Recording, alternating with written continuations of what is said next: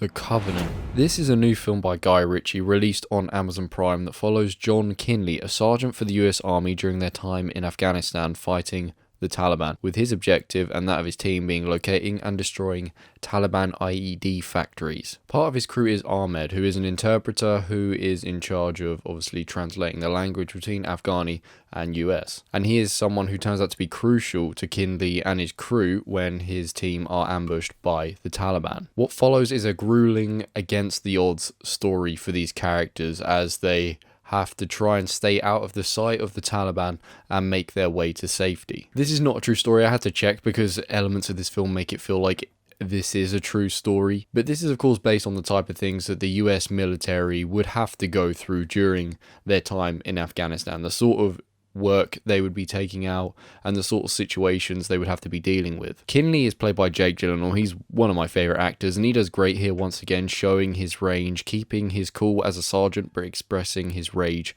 when things go wrong. And Jake is very, very good, as we know, at range. You know, he can play the cool, calm characters, but he can also play someone who's kind of losing their mind. And, you know, you kind of get a bit of everything in this movie here. The story had more to it than I originally anticipated as well. Even after watching the trailer, the film had a lot of story to tell, a lot of ground to cover, and it turns out to be a thrilling, brilliantly acted story of soldiers against the odds. The strengths of this film were the acting, of course. You know, the main characters, Kinley and Ahmed, really do a fantastic job here. I liked their chemistry together on screen, as well as all the other side characters involved in this movie, whether it be other soldiers or Taliban members. I think everyone did a really great performance and it felt very dedicated. But the main thing to note here about this film is just the spectacle of it all. The locations, the sets, the camera work, the action set pieces, the guns firing, the vehicles exploding, it all looked brilliant.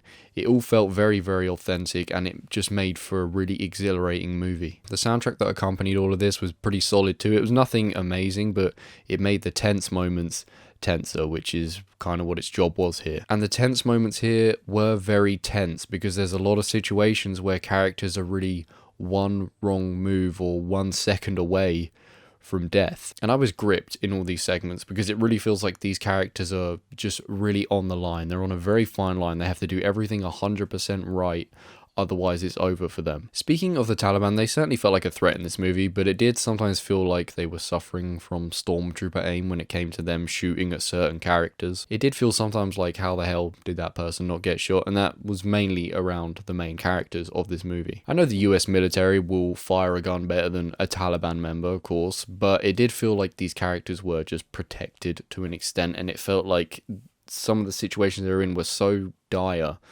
that you just kind of felt like it wasn't that realistic. That's not to say none of this movie is realistic, because I think there are some very realistic and grounded moments. It just felt like certain action set pieces, it felt like maybe someone got away a bit lightly, but I suppose, you know, maybe luck's on your side. But in regards to all that and how this movie pans out, no spoilers of course, it felt like a few more risks could have been taken, especially in the final act of this movie. I don't want to call it a happy ending, but it feels like there's not a lasting impact from this film because it felt like the real struggle for these characters came early on, and the ending seemed to play it a little safe, just a little bit cliche when, you know, like the first 2 acts of this film really feel like you don't know where you're going to go. You're not sure what the outcome's going to be for anyone. It doesn't necessarily take away from the quality of the film. I just feel like the film could have benefited from a bit more of a risk, a bit more emotional impact, you know, a surprise gut punch, just to really hammer home an ending that just leaves more of a lasting impact. This was still a very entertaining film, regardless. You're going to see very strong performances, as well as just a real spectacle in terms of all the practical elements of this film. So it's 100% worth watching if you're interested by it. If you think the trailer is something that's going to appeal to you, I'd say definitely go and watch it because I think you're going to be surprised. I would give The Covenant a 7.5 out of 10, and on the rewatchability rating, this is the sort of thing that in a few years' time, if it came on late night TV, I would give it a watch. If you've seen The Covenant, let me know what you think about it. Thank you for watching, and I'll see you in the next one. Bye bye.